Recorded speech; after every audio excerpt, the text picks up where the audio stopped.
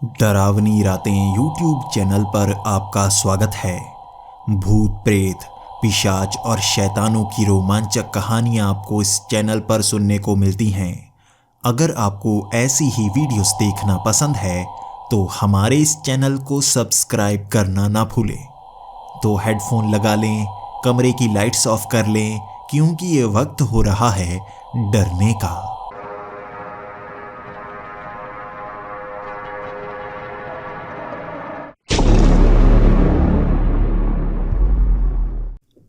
Hello दोस्तों, मेरा नाम भूमिया है और मैं बिहार का रहने वाला हूँ। मैं ग्रेजुएशन 5 साल पहले ही कर चुका हूँ, लेकिन अब तक मुझे कोई काम मिल नहीं पा रहा था। मैं भी क्या करता, जब आपकी जेब में पैसे ना हो तो जो काम मिलता है वही करने में समझदारी होती है। इसलिए मैंने सबसे पहले लेबर का काम करना शुरू किया। यहाँ पर काफ़ी नए घर बन रहे थे, इसलिए मजदूर बनकर मैं ईंटें उठाता, वो मसाला उठाता, सफाई करता। उसके बाद मैं मिस्त्री का काम करने लगा। अब क्या करता, जान पहचान वाले जितने भी दोस्त थे वो भी यही काम कर रहे थे और मुझे भी आसानी से काम दे देते। लेकिन पढ़ने लिखने के बाद भी अगर मुझे यही काम करना पड़ता तो मैं क्या करता। मेरी हर बार मन में एक ही ख्वाहिश रह जाती कि पढ़ने लिखने के बाद मैं ये काम नहीं करना चाहता। 1 साल तक तो मैं इसी तरह धक्के खाता रहा था, कोई काम कर नहीं पाया था। अगले साल से मैंने इस तरह मजदूर और मिस्त्री का काम करना शुरू कर दिया था। उसके बाद मैं सरकारी नौकरी के लिए भी एग्ज़ाम देता रहता, लेकिन मेरा शायद दिमाग इतना तेज़ नहीं था कि मैं सब कुछ याद कर पाता। कभी मेरा रैंक आता ही नहीं। मैं अब नाखुश रहने लगा था। रिश्तेदार जब भी घर पर आते तो यही कहते, आपका बेटा अच्छा काम नहीं कर पा रहा है। हमने तो पहले से कहा था, इन्हें वहाँ एक फैक्ट्री में लगवा देते हैं। मैं उन्हें कहता कि कम पैसे में मैं फैक्ट्री में कैसे लग सकता हूँ, उससे ज़्यादा तो मैं मजदूर बनकर कमा लेता हूँ। वो कहते वो काम इज्जत का है। भले ही काम इज्जत का है, लेकिन पेट भरने के लिए पैसों की ज़रूरत होती है। अगर इतने पैसे ही ना वहाँ पर मिले कि आपका पेट भर पाए तो वो काम किस काम का। तीसरा साल तो हताशा में निकल गया था। मैं अब मजदूर और मिस्त्री का काम नहीं करना चाहता था। कॉलेज में पढ़ने वाले जितने भी दोस्त थे उन्हें अच्छे काम मिल चुके थे। कई सरकारी नौकरी पर लग चुके थे तो कई प्राइवेट कंपनीज में ही काम कर रहे थे। हर किसी की तनख्वाह मुझसे बहुत ज़्यादा होती। मैं नज़रें झुकाए जब भी अपने गांव आता, अपने माँ बाप से आंखें तक न मिला पाता। हर कोई मुझे पढ़ा लिखा मजदूर कहने लगा था और अब अंदर से जलन होने लगी थी। मैं सोच रहा था, क्या करूं, इतना कर्ज चढ़ा रखा है माता पिता पर पढ़ने के लिए और अब पैसे भी वापस नहीं कर पा रहा हूं। लेकिन हर किसी की किस्मत कभी ना कभी खुलती है। मेरी किस्मत भी खुल गई थी। जान पहचान में एक रिश्तेदार ने कह दिया था कि बिहार के ही जंगलों में एक नया गांव बस रहा है, वहां पर तुम्हें नौकरी करनी होगी। आसपास के जितने भी गांव हैं उनकी रिपोर्ट्स तुम्हें एक ऑफिस में बैठकर इकट्ठी करनी है और वो फाइल महीने में एक बार शहर आकर जमा करवानी है। तनख्वाह 50,000 थी और मेरी आंखें फटी की फटी रह गई थी। इतने पैसे अगर मुझे वहाँ पर मिल जाए तो मेरी ज़िंदगी सफल हो जाएगी। सरकारी नौकरी जितने पैसे मिल रहे थे और मैं अब अपने दोस्तों से आंखें मिला सकता था। बिना सोचे मैंने हाँ कर दी थी। मैं नहीं जानता था मेरे रिश्तेदार मुझे कहाँ पर फंसाने वाले हैं। जैसे ही मैं उस दफ्तर में पहुंचा था वहां कोई नहीं था। मैं अकेला ही वहां पर काम करने वाला था। सबसे पहले तो मुझे मेरी इनकम का ही 10% एडवांस में दे दिया गया था और मैं एक तरह से कर्ज में डूब चुका था। अब काम तो मुझे करना ही था। पहले दिन मैं उस गांव में घूमता गया। यहाँ कुल 10 गांव थे और 10 गांव की रिपोर्ट मुझे इकट्ठा करनी थी। 2 घंटे में एक गांव की रिपोर्ट मैंने इकट्ठा कर ली। उसके बाद 4 गांव तो पहले ही दिन निपटा दिए थे। महीने में मुझे 10 गांव में घूमना था और रिपोर्ट इकट्ठी करनी थी।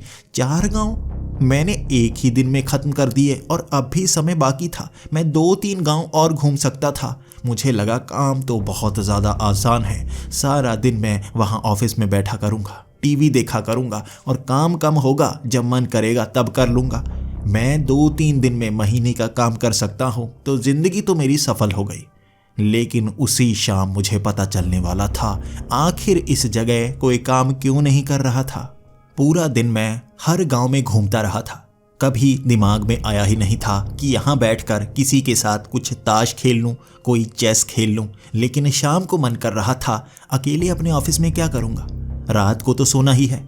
एक गांव के पास ही वो ऑफिस बना हुआ था, लेकिन इसे गांव में नहीं जंगल में बना ऑफिस कह सकते हैं। इसके बाद मैं किसी को ढूंढने लगा जिसके साथ समय व्यतीत कर सकूं। मैंने वो शतरंज हाथ में ही रखी हुई थी। मैं देख रहा था किसी को तो शतरंज खेलनी आती हो, उसके साथ खेलूंगा। हाथ में पकड़े हुए वो चेस की डिब्बी को मैं आगे बढ़ रहा था। उस गांव में किसी मर्द को ढूंढ रहा था जो शाम को मेरे साथ शतरंज खेले। मैं कुछ लोगों के पास गया, उनसे पूछने लगा, लेकिन हैरानी का सबब था जैसे ही मुंह से शतरंज शब्द निकलता वो मुझे देखकर भागने लगते। ऐसे भागते जैसे मैं कोई भूत हूं। हर कोई, चाहे वो मर्द हो, चाहे वो बच्चा हो या कोई बूढ़ा, हर कोई मुझे देखकर भाग जाता। चुपचाप मैं उसे एक लिफाफे में डालकर अब सीधा ही मुखिया के घर पर जा रहा था। मैं सोच रहा था लोग तो अनपढ़ होंगे लेकिन मुखिया तो पढ़ा लिखा होगा ना। सुबह उससे बात की थी, बहुत पढ़ा लिखा लग रहा था। वो शहर में 5 साल पढ़कर आया था और यहाँ का सबसे पढ़ा लिखा इंसान यही है। सीधा मैं उसके घर में पहुंच गया। थोड़ा थोड़ा अंधेरा होने लगा था। मुझे देखकर वो बहुत ज़्यादा खुश और पूछने लगा, मैं दूध पीऊँगा या लस्सी। मैंने भी कह दिया आज कुछ भी पीने का मन नहीं है। तो उसने हंसते हंसते कह दिया, किसी और चीज़ का इंतज़ाम करना होगा। लगता है तुम दूध लस्सी नहीं पीते, कोई और चीज़ पीते हो। मैंने भी हंसते हंसते कह दिया, नहीं नहीं, नशा करता बिल्कुल नहीं मैं। मेरी जेब में तो पैसे ही नहीं हैं तो मैं शराब तो पी ही नहीं सकता। वो भी हंसने लगा और पूछने लगा आखिर मैं उसके घर पर क्यों आया हूँ। मैंने भी कह दिया अब बिठाएंगे नहीं। सीधा मुझे वो एक कमरे में ले गया जहाँ बहुत सारी कुर्सियाँ लगी हुई थीं। टेबल पर मैंने वो लिफाफा रख दिया और उससे बात करने लगा। यहाँ आज मेरा पहला दिन है और मुझे पता है रात को मेरा दिन तो निकलेगा नहीं, तो मैं सोच रहा था इसी गांव में कुछ समय किसी के साथ बिता कर आऊँ। वो हंसकर बात करने लगा और फिर मैंने कहा, नहीं बात ही नहीं करनी है, मैं खेलना चाहता हूँ। उसने भी मजाक मजाक में कह दिया, अच्छा तो 3 पत्ती खेलना चाहती हो। मैंने कहा नहीं नहीं, जुआ भी बिल्कुल नहीं खेलता, लेकिन दिन बिताने के लिए मैं शतरंज खेलता हूँ। मेरे मुंह से ये शब्द निकला था शतरंज। उसके होश उड़ गए थे। उसने जल्दबाजी में अपने घर का दरवाज़ा लगा लिया और मेरी तरफ देखकर कहने लगा, ये शब्द का इस्तेमाल मत करो। चेस, शतरंज, मुंह से ये शब्द कभी मत निकालना। बस इसे कोड वर्ड में बोलना और हाथ में गलती से भी शतरंज मत ले आना। मैं उस लिफाफे में शतरंज लेकर यहाँ पर पहुँचा था और उसके बाद लिफाफे से शतरंज निकालने का मन ही नहीं कर रहा था। मैं पूछने लगा, ठीक है, मैं वो शब्द नहीं बोलता, खेल कहूँगा। हम वो खेल क्या यहाँ पर खेल नहीं सकते? उसने कहा, नहीं, यहाँ कोई भी वो खेल नहीं खेलता। मैंने कहा, क्यों? अच्छा तो खेल है, आखिर हर कोई उस खेल से डरता क्यों है? वो खेल के नाम लेने से भी हर किसी की ज़बान क्यों थर्राने लगती है? क्या आप जवाब दे सकते हैं? उसने जवाब दिया, तुम यकीन नहीं करोगे, तुम शहर से आए हो, शहर में कोई भी इस बात पर यकीन नहीं करता। मैंने कहा, मैं शहर से नहीं आया, मैं भी एक गांव से आया हूं और मुझे पता है गांव में कैसी कैसी बातें बताई जाती हैं, कोई यकीन नहीं करता। वहां पर बहुत सारे वहम पाले जाते हैं। शायद आपको भी वैसा वहम हो या यहाँ पर कोई ऐसी परंपरा हो कि जुआ ना खेला जाता हो, आप ही बताइए। तो उसने मेरे कान के पास आकर कहा था, क्या तुम भूतों पर यकीन करते हो? मैं समझ नहीं पा रहा था इसका मतलब क्या है। क्या मतलब भूतों पर यकीन करते हैं? वैसे सच कहूं मुझे इतना भरोसा नहीं है। तो वो अपना मुंह पीछे की तरफ ले गया और कहने लगा, फिर तुम्हें बताने का कोई फायदा नहीं है, तुम बात मानोगे ही नहीं। मैंने कहा, फिर भी आप बताइए तो सही, मुझे पता होना बहुत ही ज़रूरी है। तो उसने फिर से अपना मुंह मेरे कान के करीब लाया और कहने लगा, यहाँ पर भूत प्रेत घूमते हैं, इस जंगल में बहुत सारे भूत रहते हैं। कहते हैं कि उन्हें खेलना बहुत पसंद है और शतरंज उनकी फेवरेट गेम है। यहाँ पर कोई भी शतरंज नहीं खेलता क्योंकि इसे अपशगुन की निशानी कहा जाता है। तुम भी यहाँ शतरंज मत लेकर आना, वो सूंघ सकते हैं शतरंज कहाँ पर है। मैं हंसने लगा था, सूंघ सकते हैं? कोई शतरंज को कैसे सूंघ सकता है? ये तो एक गेम है, कोई परफ्यूम थोड़े ना है। वो मुझ पर गुस्सा होने लगा था। वो कहने लगा था, तुम्हें यहाँ से चले जाना चाहिए और उस गेम को कभी भी इस गांव में लेकर मत आना, गलती से भी खरीद मत लेना, वरना बहुत बड़ी मुसीबत में फंस जाओगे। मैं हंसता हंसता उसके घर से बाहर निकला था, लेकिन उसके चेहरे पर गुस्सा था। हाथ में मेरी शतरंज थी, अगर मैं लिफाफे से बाहर निकाल देता, मुझे नहीं पता वो मुझ पर कितना ज़्यादा भड़क सकता था। लेकिन शतरंज लेकर सीधा मैं घर की तरफ निकल पड़ा। उसके बाद मैं धीरे धीरे अपने घर पहुंच गया था। ये वही ऑफिस के पीछे बना हुआ कमरा था। मुझे अब इसी ऑफिस में रहना होगा, इसी घर में रहना होगा। ये पूरी बिल्डिंग एक तरह से मेरी ही तो है। यहाँ और कोई काम करने के लिए आता तो है नहीं। मुझे पता भी चल गया है, भूत प्रेत का चक्कर है, इसलिए सब डरते हैं यहाँ आने से। बड़े आराम से कटेंगे ये दिन, मज़ा बड़ा आएगा। भूतों की कहानियाँ सुना सुना कर गाँव वालों को डराया करूँगा। हमेशा से मेरा मानना है, भूत होते ही लोगों को डराने के लिए हैं। आप जैसे मर्जी शब्द बनाते जाओ, लोग डरते जाएंगे। जैसी कहानियां बनाते जाओ, लोग डरते जाएंगे। असल में भूत तो होते ही नहीं, ये मान बैठा था मैं। लेकिन मुझे नहीं पता था इस अंधेरे में कौन घूम रहा है जो मेरे लिए मुसीबत खड़ी कर देगा, इंसान या भूत। आज पता चलेगा। 9 बजे के करीब मैं खाना खा चुका था और शतरंज कोई मेरे साथ तो खेल नहीं पाया था, तो मैंने सोचा मैं ही खेलने की कोशिश करता हूँ। दोनों तरफ से खुद ही प्यादों को आगे की तरफ चलाता रहूँगा। कोशिश करूँगा ऐसा महसूस हो कि किसी के साथ खेल रहा हूँ। मैंने वो शतरंज वहाँ पर बिछा दी थी। उसके बाद प्यादों को चला रहा था। सोच रहा था कोई नई ट्रिक ही जान लूँ, कोई ऐसा तरीका जानूँ जिससे मैं किसी को और भी आसानी से हरा पाऊँ। अब तक मैंने शतरंज में बहुत महारत हासिल कर ली है। मैं किसी से इतनी आसानी से हार नहीं सकता। लेकिन जैसे ही मैं उस प्यादे को आगे बढ़ाने ही वाला था, किसी ने मेरा दरवाज़ा खटखटाया। जैसे ही दरवाज़ा खटखटाया था, मैं घबरा सा गया था। मैंने सोचा नहीं था कोई बाहर आ गया होगा। यहाँ दरवाजे काफ़ी पतले हैं, अगर कोई बाहर आया भी होगा तो चलने की आवाज़ तो आ ही जाएगी। लेकिन नहीं, अचानक ही दरवाज़ा खटखटा दिया था, बहुत ही ज़ोर से। और जितनी ज़ोर से वो दरवाज़ा खटखटाया गया था, उससे कहीं ज़्यादा ज़ोर से मेरे दिल की धड़कन बढ़ चुकी थी, जो सुनाई दे रही थी मुझे। धीरे से चलता हुआ मैं दरवाजे के पास गया। एक छेद से बाहर देखने लगा। बाहर कोई नहीं था। आखिर दरवाज़ा किसने खटखटा दिया अगर बाहर कोई खड़ा ही नहीं है। उसके बाद दोबारा मैं उसी टेबल के पास आकर बैठ गया।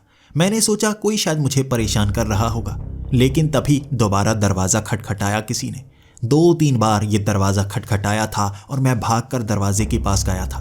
उस छेद से फिर से बाहर देखा तो बाहर कोई नहीं था। इतनी तेज़ी से कौन भाग सकता है। फिर मैं उस छेद से नीचे की तरफ देखने लगा, लेकिन वहाँ कोई मौजूद ही नहीं था। डर सा लग रहा था, दरवाज़ा खोलूं या नहीं।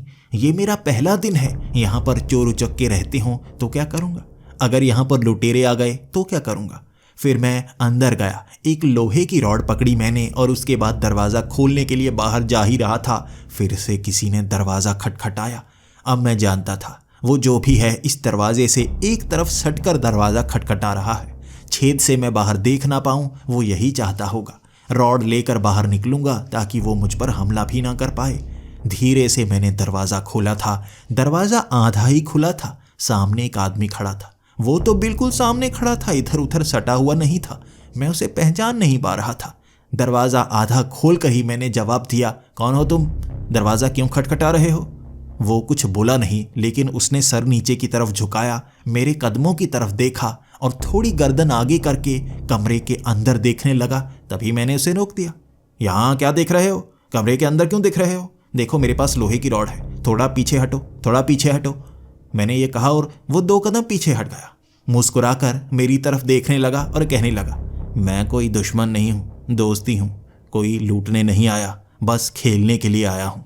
ये सुनकर मैं थोड़ा सा खुश ज़रूर हो गया था। फिर मैंने उससे और सवाल किए, हाथ आगे करो, तुम्हारे पास कुछ है तो नहीं? मुझे तुमसे थोड़ा डर लग रहा है। मैंने इस गांव में तुम्हें कभी देखा नहीं, ना तो सुबह देखा और ना ही शाम को देखा। मैंने खेलने की बात तो कुछ ही लोगों से की थी, तो तुम कहाँ से आए हो? क्या तुम मुखिया के बेटे तो नहीं?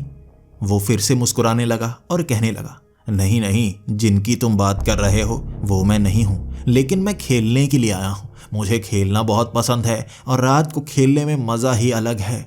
यहाँ गाँव में सब डरपोक हैं। तुम तो शहर से आए हो ना, तुम्हें तो खेलना पसंद होगा, तो चलो खेलते हैं। वो 2 कदम आगे बढ़ाकर मेरे हाथ को एक तरफ करता है और सीधा मेरे कमरे के अंदर आ जाता है। मैं हैरान था, आखिर कैसे वो घर के अंदर आ गया, मुझसे इजाज़त तक ना ली। मैंने रॉड थोड़ी पीछे कर ली थी। सच सच बताओ, तुम हो कौन? इस तरह घर के अंदर क्यों आ रहे हो? वैसे तुम्हारे पास कोई खतरनाक चीज़ तो है नहीं? मैं डर नहीं रहा, फिर भी तुम्हें इजाज़त लेनी चाहिए थी। वो मुस्कुराकर माफ़ी मांगने लगा। देखो माफ़ कर दो, बहुत दिनों से विचलित हूँ, कोई खेलता ही नहीं, तुम आए हो खेलने के लिए? मैंने देख लिया था हाथ में शतरंज है तुम्हारे। बहुत ही अच्छी लकड़ी की बनी हुई शतरंज जो इस देश में पाई नहीं जाती। इसकी गोटियां कहीं और से आई हुई हैं। मैंने देखा है, मैं पहचानता हूँ, ये सुगंध अलग ही लकड़ी की है। महंगी शतरंज लिए घूम रहे हो और खेल किसी के साथ नहीं रहे। अकेले खेलना पसंद है क्या? अब मैं समझ गया था, ये भी कोई अच्छा शतरंज खेलने वाला लगता है। इसने हाथ में पकड़े लिफाफे को देखकर पहचान लिया अंदर शतरंज है, और इसने सूंघ भी लिया किस लकड़ी से बनी हुई है।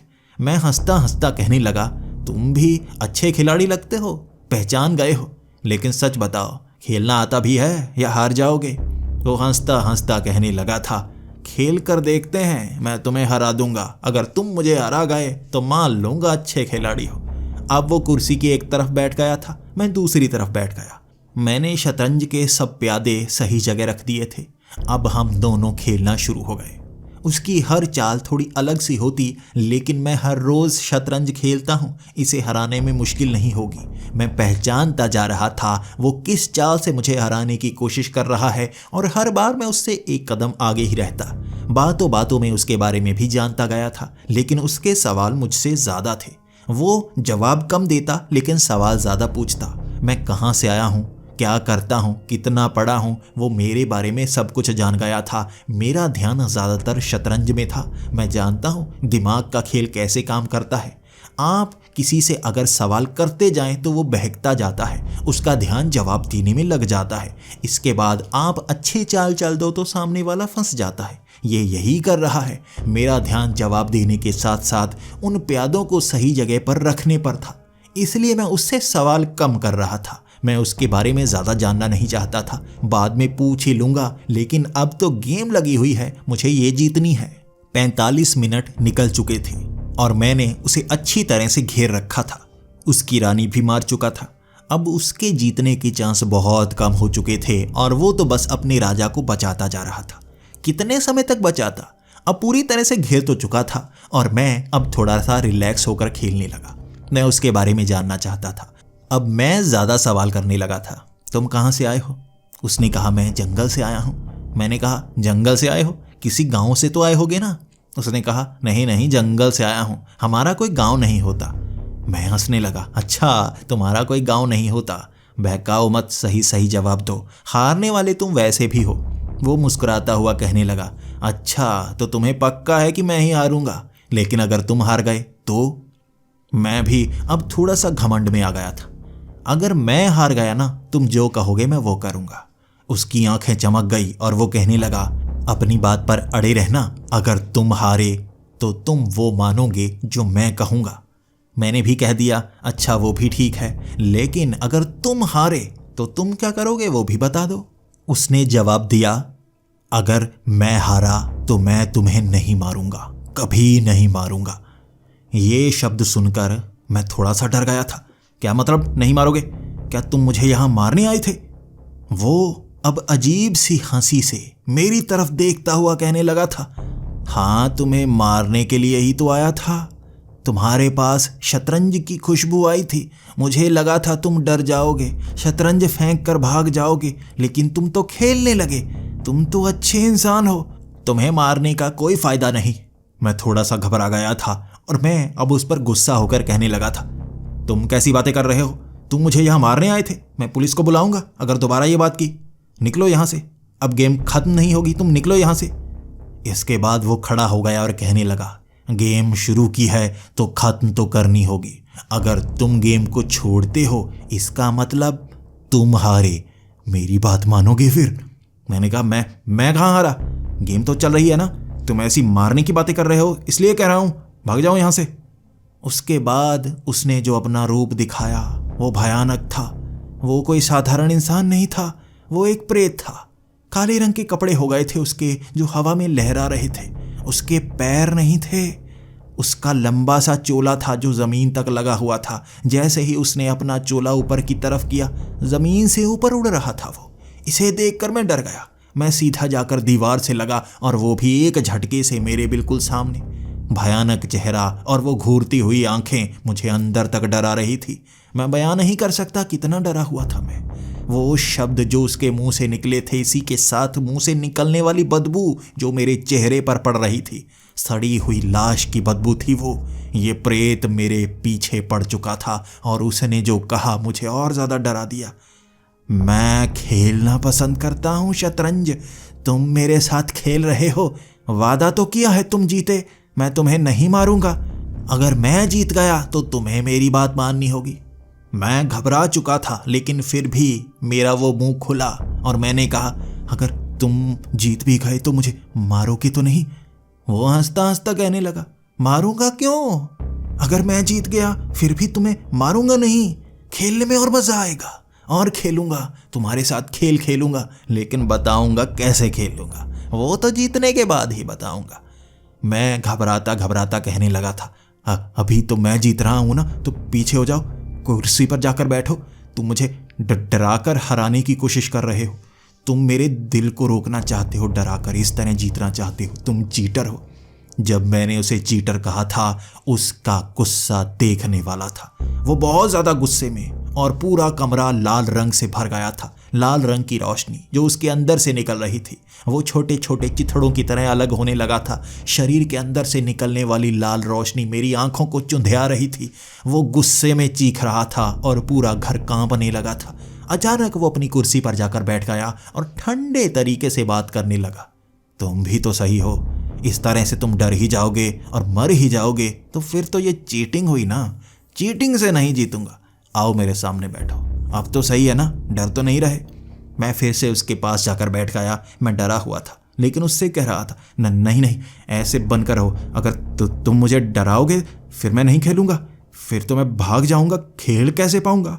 अब मैं ये बात तो जान गया था, घर में हर कोई शतरंज क्यों नहीं रखता। एक ऐसा प्रेत यहाँ पर घूमता है जिसे शतरंज खेलना बहुत ज़्यादा पसंद है, और अगर वो जीत जाए तो अपने मन की वो बात मनवाएगा। मुझे नहीं पता वो बात क्या है, लेकिन मुझे जीतना होगा। आज जीत कर ही इससे पीछा छुड़ा सकता हूँ। इसके बाद मैं उस कुर्सी पर बैठ गया। जीत तो मैं रहा था, बड़ी आसानी से उसे चेकमेट कर दिया और उसकी आंखें खुली की खुली रह गई। कुछ समय वो सन्न सा हो गया था। मैं मुस्कुराने लगा था। वादे पर अड़े रहना, देखो, वादे पर अड़े रहना, अब तुम हार चुके हो। इसके बाद उसने अपना हाथ अपनी जांघों पर मारा और खड़ा हो गया। आज जीत गए तुम, बड़े चालाक हो। तुम्हें यह गेम खेलना बड़े अच्छे से आता है। वैसे कोई भी मुझसे इतनी आसानी से जीत नहीं पाता। उसने सारे मूव्स बेढंगे से किए थे, कोई भी उसे हरा देता। जिसे थोड़ी बहुत चेस भी आती वो भी उसे आसानी से हरा सकता था, और वो इस तरह घमंड कर रहा था जैसे उसे कोई हरा ही नहीं सकता। अब वो बाहर की तरफ चल पड़ा, लेकिन दरवाज़ा खोलने से पहले उसने मेरी तरफ देखा था और कहा था, अच्छा तो कल खेलते हैं, कल दिखाता हूँ तुम्हें कौन जीतता है। अब वो दरवाज़ा बंद करके बाहर निकला था और मैं भागता हुआ दरवाजे के पास गया। मैं देखना चाहता था वो कहाँ से आया। दरवाजे को खोलते ही आसपास कोई नहीं था। वो जैसे हवा में गायब हो गया।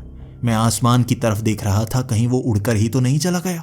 लेकिन वो कहीं नहीं था, ना ज़मीन पर, ना आसमान पर, ना किसी दिशा में, ना ज़मीन के अंदर।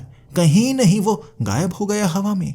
मैं जल्दी जल्दी भागकर अपने कमरे के अंदर आया, तब जाकर सांस आई।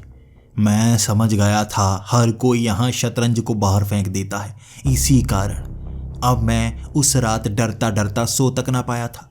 जैसे ही उजाला हुआ, मैं शतरंज के सारे प्यादे और उस शतरंज को लेकर कहीं फेंकने के लिए चल पड़ा था। मैं सबसे पहले तो उस गांव में पहुंचा। एक लिफाफे में मैंने उस शतरंज को छिपाया हुआ था। मैं सीधा मुखिया के पास पहुंच गया। मैं अब इस शब्द का इस्तेमाल भी नहीं करना चाहता था। मैंने मुखिया से कहा, देखिए, कल के लिए माफ़ी मांगता हूँ, लेकिन मैं आपसे एक छोटा सा सवाल करना चाहता हूँ। बस मुझे इस सवाल का जवाब चाहिए। मैं सरकारी कर्मचारी हूँ, आपको जवाब देना होगा, वरना मैं ऊपर कंप्लेंट कर दूंगा।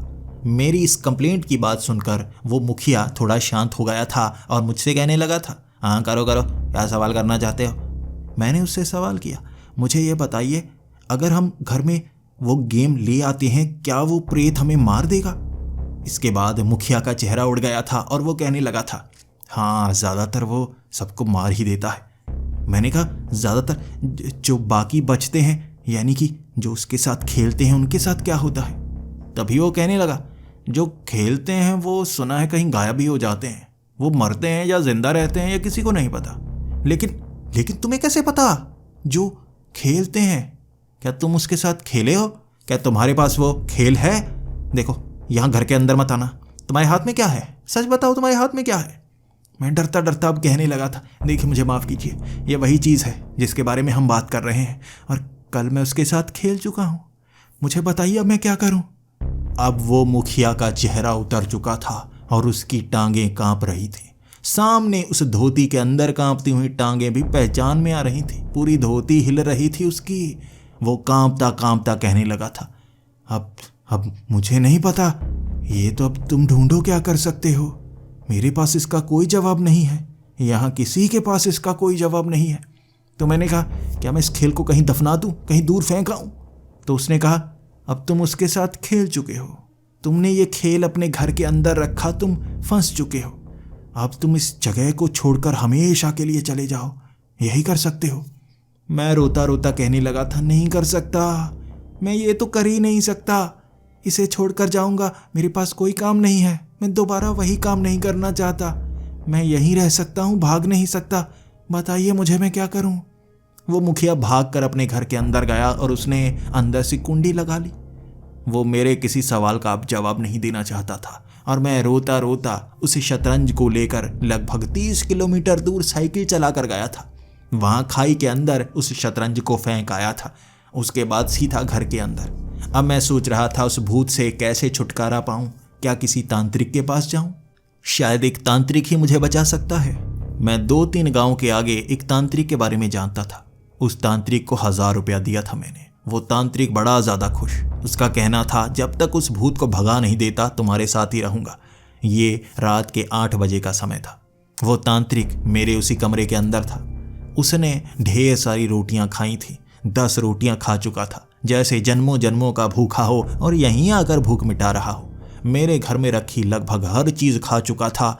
इतना छोटा सा पेट था उसका, हर सामान खा खा कर इतना मोटा बना लिया था और अब भी कह रहा था उस भूत को भगा दूंगा। लेकिन जो इतना खर्च करवा रहा है उसका क्या? आज ही रात वो भूत आना चाहिए और आज ही रात ये उसे मार दे। मैं हर रोज़ इसे इतना ज़्यादा खिला नहीं पाऊंगा। वहाँ 9 बजे दरवाज़ा खटखटाया था। मैं तो छलांग लगाकर खड़ा हो गया था। वो तांत्रिक अब भी खर्राटे मार रहा था। 8 बजे ही सो गया था खाना खाकर वो। मैंने उसे हिलाने की कोशिश की, वो उठ नहीं रहा था, लेकिन बाहर दरवाज़ा खटखटाए जा रहा था वो भूत। मैंने बड़ी जल्दी एक मुक्का उस तांत्रिक के सर पर मारा, तब जाकर वो उठा। मैंने उसे कह दिया, बाहर से भूत ने मारा है। तब वो भी बड़े गुस्से में, अच्छा तो उसे देखता हूँ। अपनी हर चीज़ झोले से निकाली उसने। वो बड़ी सी खोपड़ी, असली थी या प्लास्टिक की थी मुझे नहीं पता, लेकिन उसके मुंह में सिंदूर डालकर वो दरवाज़ा खोलने के लिए चला गया। जैसे ही उसने दरवाज़ा खोला, सामने वही प्रेत आत्मा खड़ी थी। वो क्या था मुझे नहीं पता, लेकिन उसे देखकर वो तांत्रिक भी हंसने लगा। अरे ये तो कोई आदमी है। वो भूत कहाँ है? वो डरावना है ना, वो कहाँ है? उस भूत ने उस तांत्रिक को एक तरफ किया और आगे चलकर आया। उस भूत के हाथ में वो शतरंज का लिफाफा था, जिसे देखकर मैं घबरा गया। मैं कहने लगा, ये कहाँ से ले आए? तो वो मुझसे थोड़ा नाराज था और कह रहा था, बड़ी दूर फेंक कर आए थे, पहले मुझे वहां जाना पड़ा, फिर जाकर यहाँ आया हूँ। और ये कौन है नमूना? हाथ में ये पकड़ के क्यों रखा है इसने? तब वो तांत्रिक गुस्सा होने लगा था। उसे बेइज्जती महसूस होने लगी थी और वो गुस्सा होकर सिंदूर उसके ऊपर फेंकने लगा। वो सिंदूर उसे छू तक नहीं पा रहा था। धुएं की तरह उसके नाक के अंदर पहुंच जाता। जैसे धुआं वहां फैला हो और आप सांस लें, सारा धुआं नाक के अंदर जाता है, वैसे ही उस भूत के नाक के अंदर सारा सिंदूर जा रहा था। वो तांत्रिक हर तरह के मंत्र पढ़ता गया और उसे सुनकर वो भूत वहां हंसता जा रहा था। कर क्या रहे हो? ये कर क्या रहे हो? इस तरह नचनिया की तरह नाच नाच कर कैसे शब्दों का इस्तेमाल कर रहे हो?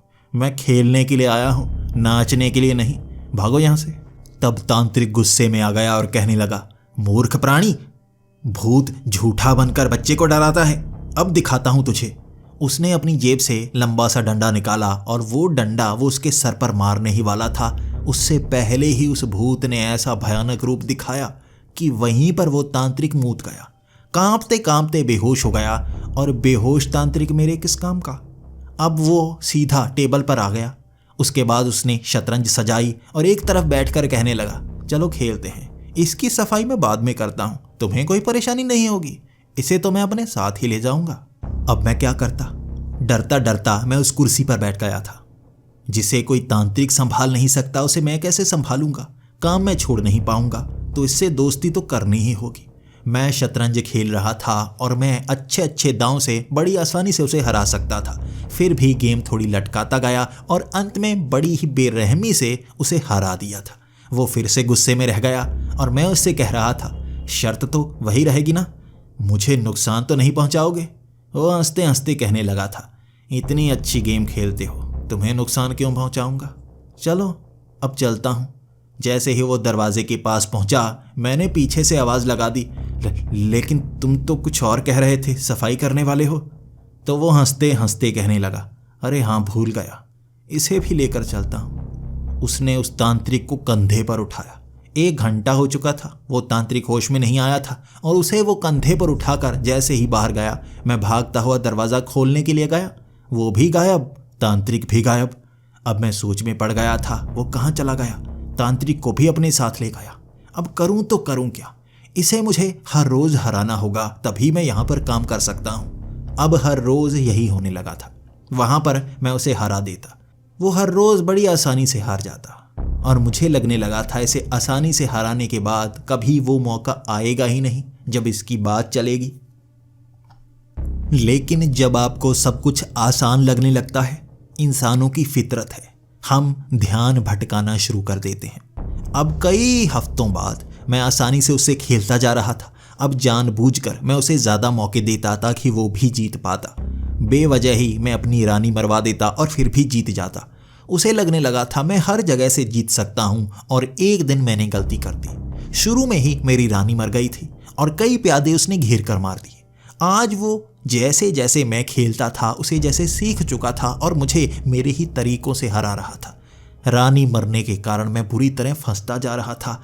आज लग रहा था अगर गलती की तो गया, और उसने भी चालाकी दिखा ही दी। मैं थोड़ा आगे उसकी रानी मारने की तैयारी कर रहा था और पीछे से उसने मुझे चेकमेट कर दिया। मैं बार बार सोचे जा रहा था ऐसा कैसे हो गया, ऐसा कैसे हो गया, लेकिन सच में उसने आज मुझे हरा दिया था। उसके चेहरे की मुस्कान, मेरी कांपती हुई टांगें। मैं उससे ये सवाल तक न कर पाया था कि वो तांत्रिक को कहाँ ले गया। आज मुझे सब कुछ पता लगने वाला था। वो कहने लगा, हार गए, अब तो मेरी बात माननी होगी, मेरी बात माननी होगी। मैं उससे माफ़ी मांग रहा था, मुझे माफ़ कर दो, मुझे माफ़ कर दो, मुझे नुकसान मत पहुंचाना, मुझे मारना मत। लेकिन वो हंसता जा रहा था। बहुत समय तक हंसता रहा और उसके बाद उसने कहा, तुम जानना चाहते हो मैं तुमसे क्या चाहता हूँ? मैंने कहा, नहीं नहीं नहीं नहीं नहीं। मैं डर कर कह रहा था और उसने हंसते हंसते कहा, जानना तो होगा, क्योंकि बात भी माननी होगी। हार चुके हो तुम, तुम्हें मेरी तरफ से खेलना होगा। इस शतरंज को दोबारा खेलना होगा, किसी और को हराना होगा। मैं तुम्हें मारना नहीं चाहता, वादा मैंने किया है, और मेरी तरफ से तुम खेलोगे, वहां भी जीतोगे, बहुत मजा आएगा। वापिस यहीं छोड़ जाऊंगा, कैदी नहीं बनाऊंगा, मेरा यकीन करो। अब थोड़ा डर कम हुआ था। शायद उसकी तरफ से कहीं और मुझे शतरंज खेलनी होगी और वहां जीतकर मैं छूट जाऊंगा। मैंने उससे सीधा कह दिया, वादा करो, वादा करो, मैं किसी और को हरा दूंगा, वादा करो मैं मरूंगा नहीं, मुझे तुम जिंदा छोड़ोगे अगर मैं जीता तो। उसने हामी भर दी और कहा, चलो अब कर्जदार बन गए हो, कर्ज उतार कर आते हैं। अब मैं उसके साथ चल पड़ा था। उसने मेरी कलाई पकड़ी, उसी दरवाजे को खोला और घर के बाहर। जैसे ही मेरा कदम उस घर के बाहर पड़ा था, सामने से धरती, पेड़, आसमान गायब, हर चीज़ लहराती हुई दिखी थी और अचानक वो लहराहट खत्म हुई और मैं अजीब सी जगह में था। मैं एक जंगल के बीच था। इस जंगल को पहचान नहीं पा रहा था। एक ही कदम चलते मैं कहाँ पर पहुँच गया जान नहीं पाया था मैं। लेकिन अब उसने मेरी कलाई छोड़ दी और चलकर आगे बढ़ने लगा। मैं उसी के साथ जा रहा था। वो हंसते हंसते मेरी तरफ देख रहा था और कह रहा था, तुम तो बड़ी अच्छी गेम खेलती हो, उसे हरा देना, मज़ा आ जाएगा, मज़ा आ जाएगा। कभी हरा नहीं पाता मैं, तुमसे बहुत कुछ सीखा हूँ मैं और मज़ा आएगा उसे हराने में। चलो मेरे साथ, जल्दी चलो, काम जल्दी ख़त्म करना है हमें। 15 से 20 मिनट तक चला था मैं उसी जंगल के अंदर। अजीब से पत्ते, अजीब से पेड़, वहाँ धीमी धीमी सी हवा चल रही थी। ये काफ़ी ठंडी ठंडी हवा थी। वहाँ आगे बढ़ते बढ़ते काफ़ी लोग दिखे थे जो एक जगह आग जलाकर बैठे हुए थे। ढेर सारे लोग आगे भीड़ बनाकर दिख रहे थे। दूर दूर तक कुछ पेड़ों पर चढ़े हुए थे, कुछ ज़मीन पर नीचे लौटे जा रहे थे। वहाँ उस तांत्रिक को भी देखा जो बार बार कुछ ना कुछ बोल रहा था और आग के पास अर्धनग्न नाच रहा था। ये भूतों की टोली उस तांत्रिक को अर्धनग्न नचा रही थी और वहाँ उस पर पत्थर मारे जा रहे थे। मैं अब सीधा उस तांत्रिक के पास गया और उससे पूछने लगा, आप कहाँ फंसे हैं? कोई मंत्रों का जाप करिए, यहाँ से हमें बाहर निकालिए। लेकिन वो तांत्रिक कहने लगा, कैसे बाहर निकले? मैं तो अपना तरीका अपना चुका हूँ। इन्होंने पता नहीं कितने दिनों से रात को मुझे यहाँ पर नंगा नचाया है। आज तो फिर भी कुछ कपड़े दे दिए हैं। इससे पहले तुम देख नहीं पाते कैसे नाचा था मैं। कौन कौन से डांस मूव मुझसे करवा रहे हैं तुम्हें बता नहीं सकता। लेट लेट कर नचवाया है मुझे। बस कुछ दिन और उसके बाद इन्होंने कहा है मुझे छोड़ देंगे। वादा किया है और ये वादे के बहुत पक्के हैं। इनके बारे में सुना था। मुझे लगता था भूत झूठे होते हैं। मैं तो झूठा ही मंत्र पढ़ के लोगों के घरों से भूतों को भगाता था। सच में असली वालों से पाला पड़ गया। अब कुछ दिन सज़ा भुगतनी होगी। तुम जाओ, तुम्हें जो काम मिला है तुम वो करो। जैसे ही मैं उस भूत के पास गया उसने भी हंसते हंसते कहा, तुम ही बताओ, खेलना ज़्यादा पसंद है या नाचना ज़्यादा? तुम क्या करना चाहोगे? मैंने भी घबराते घबराते कहा था, खेलना। मुझे शतरंज अच्छी आती है, नाचना बिल्कुल नहीं आता।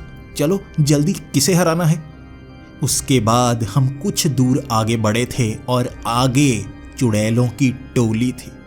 मैं ये कह रहा था, अब समझा, तुम भूत हो और चुड़ैलों से मुकाबला करते हो। वहाँ तुम हार जाते हो और तुम सोच रहे हो मैं इन्हें हरा दूंगा। तो वो मुस्कुराते हुए कहने लगा, हाँ अब समझे, तेज़ बहुत हो तुम। पहले ही समझ जाते हो अगली चाल क्या है। यहाँ भी समझ गए, अब इन्हें हराना है। मैं 2 कदम आगे बढ़ा और कहने लगा, शतरंज कहाँ है? शतरंज कहाँ है? जल्दी शतरंज बिछाओ, मैं इन्हें जल्द ही हरा दूंगा और यहाँ से हम निकलेंगे। वादा मानना अपना। तो वो गुस्से में आकर कहने लगा, बार बार ये मत कहो, वादा किया है निभाऊंगा। वादा कभी टूटने नहीं देते हम। अब मैंने नज़रें झुकाई और कहने लगा, तो ठीक है, शतरंज कहाँ है ये बताओ। अब सामने से हंसी की आवाज़ आने लगी। वो सब चुड़ैलें हंस रही थी। अच्छा, तो ये मुर्गा लेकर आए हो? इसे बताया नहीं कौन सी शतरंज खेलते हैं, क्या क्या होता है शतरंज में? ज़रा इसे भी बता देना, तभी खेल शुरू करेंगे। मैं अब उस भूत की तरफ देख रहा था। ये क्या कह रही है? सही से बताओ, ये क्या कह रही है?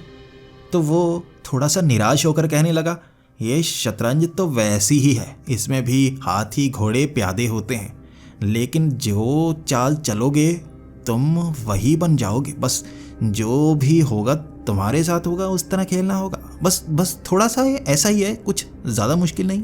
मेरे होश उड़ गए थे, मेरी आंखें फटी की फटी रह गई थी, मेरा दिमाग काम करना बंद कर चुका था। डर के मारे मेरी आंखों के सामने अंधेरा छाने लगा था।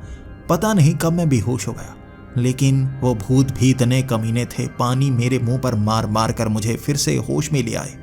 मैं वहीं पर था, लेकिन जगह बदल चुकी थी।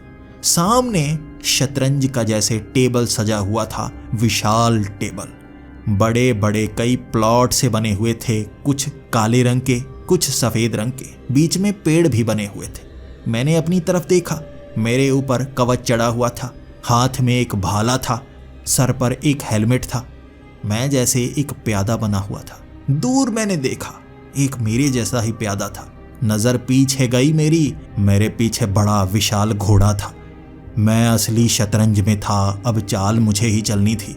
मैं क्या करता? सबसे पहले मैं सोचने लगा, क्या सिर्फ मैं ही आगे बढ़ सकता हूँ? ऐसे तो नहीं चलेगा, मैं कुछ और आगे बढ़ाना चाहता हूँ। मैं तो घोड़े को आगे बढ़ाना चाहता हूँ। मैंने ये कहा ही था कि घोड़ा, तभी मैं उस घोड़े के रूप में आ गया। वो विशाल घोड़ा मैं बन चुका था। अब ऊपर से दूर दूर तक नजर आ रहा था। सामने वाले प्यादे भी दिख रहे थे, सामने वाला राजा भी दिख रहा था जो बहुत भयानक था, और उस राजा के कंधे पर वो चुड़ैल बैठी हुई थी। इस तरफ इस राजा के कंधे पर ये भूत बैठा हुआ था। मुकाबला इन दोनों का था। अब मुझे रोना भी आ रहा था, लेकिन करता क्या? अब मैं घोड़ा था तो मैं भी 2.5 कदम आगे बढ़ चला। अब मैं एक एक करके सही चाल चलने लगा। लेकिन सामने वाली वो चुड़ैल भी बड़ी चालाक थी। क्या कहूँ, चुड़ैल थी वो। अब उसकी चाल भी ऐसी होती कि मैं भी समझ नहीं पाता। और पहले प्यादे की कुर्बानी मैं तब पता कर पाया था इसे भयानक गेम क्यों कहा जाता है। जैसे ही मैं वो प्यादा बनकर अपनी कुर्बानी दे रहा था ताकि उनकी रानी को फंसाया जा सके, वो भाले मेरे अंदर तक गए थे।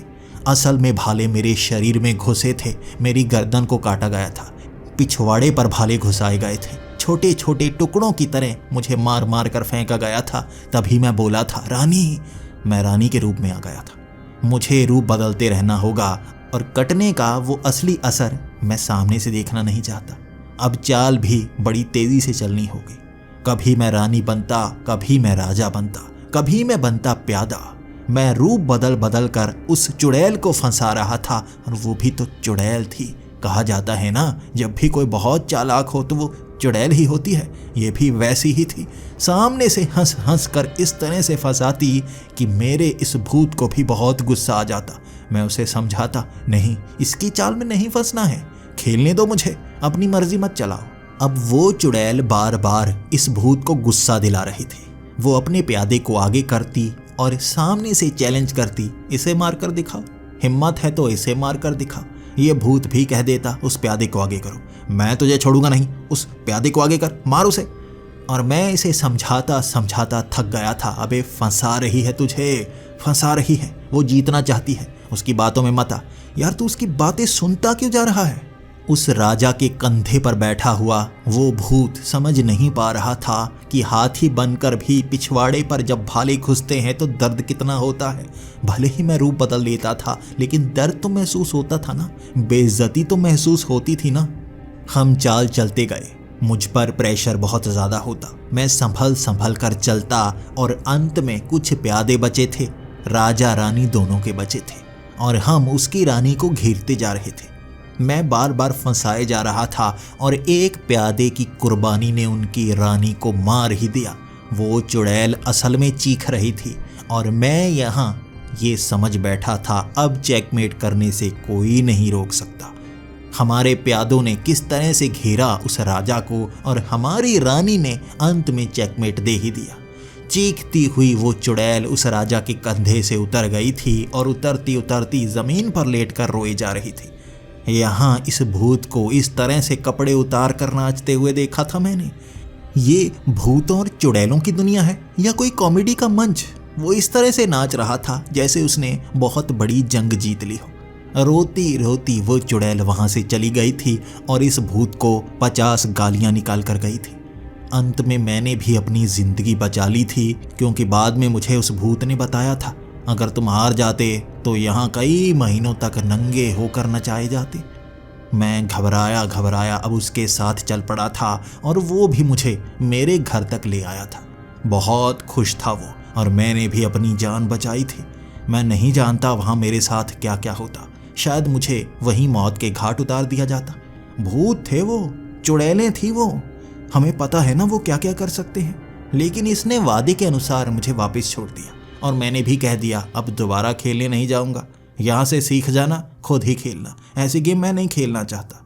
तुम खेलना चाहते हो तो यहाँ पर आ जाया करना, दोस्त बनकर। इस तरह प्रेत बनकर परेशान मत करना। वो बहुत ज़्यादा खुश था और मैं भी बच चुका था। ना तो अब मुझे ये काम छोड़ना पड़ता और ना ही अब उससे डरने की ज़रूरत थी। शायद मैं उसका दोस्त बन गया था और वो अब भी खेलने के लिए यहाँ पर आता है। तांत्रिक को कुछ दिनों बाद छोड़ दिया गया और वो कहाँ भाग गया पता ही नहीं चला। लेकिन उस दिन मैंने उस भूत से पूछा था, आखिर तुम्हारी लड़ाई क्यों है चुड़ैलों से? आखिर तुम चुड़ैलों से लड़ते क्यों हो? वहाँ पर कोई कारण खास है? तो उसने कह दिया था, नहीं, वो हमारी दुनिया है, वहाँ पर भूत चुड़ैल डायने रहती हैं और हमारी आपस में कोई लड़ाई नहीं होती। लेकिन अगर तुम ये शतरंज वाली लड़ाई की बात कर रहे हो तो तुम्हें बताना चाहूँगा, बीवी है वो मेरी। जब हम घर में रहा करते थे इंसान बनकर, मैं एक तांत्रिक हुआ करता था और वो एक जादूगरनी। हमारी शतरंज खेलते वक्त ही मौत हुई थी हमारे ऊपर, हमारे ही घर की छत गिर गई थी। वो चुड़ैल बन गई, मैं बन गया ये भूत। इस दुनिया में आकर भी वैसे ही खेल खेलते रहे हम। और हम इसी गांव में लोगों को बुलाते रहे, लेकिन डरपोक खेलना किसी को आता ही नहीं। वो हर बार हराया करती थी। मज़ा आ गया, सालों बाद जीता हूँ। ये बात कहकर वो वहाँ से चला गया था। इसके बाद कई दिनों तक वो ना आता, कभी कभी आ जाता और मुझसे खेलकर नए नए दांव सीख कर चला जाता। कभी कभी मैं भी उस दुनिया में जाता, उसे देख कर आता। ये अजीब सी दुनिया है जहाँ मरने के बाद ऐसी शक्तियाँ पहुँचती हैं और मैं जिंदा ही वहाँ जा सकता था। वो मुझे हाथ पकड़ कर ले जाता और अब इस जगह और भी ज़्यादा मन लगने लगा था। मेरा काम इतना खतरनाक नहीं था जितना वहाँ पर जाना, नई नई चीज़ें देखना, और मैं डर कर वापस भी आ जाया करता। और आज भी मैं उसी नौकरी को कर रहा हूँ। हर कोई मुझसे पूछता है तुम टिक कैसे गए, वहाँ पर तो लोगों को भूत दिखते हैं।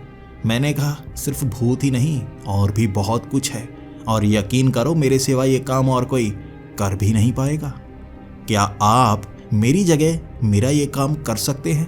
अगर आपको इतनी तनख्वाह दी भी जाए, क्या आप वो शतरंज की गेम जीत पाते? और मुझे नहीं पता, अगर मैं उस दिन हार जाता तो मेरे साथ मेरा ही दोस्त क्या करता? अगर आप मेरी जगह होते तो उसे आपके साथ क्या करना चाहिए था?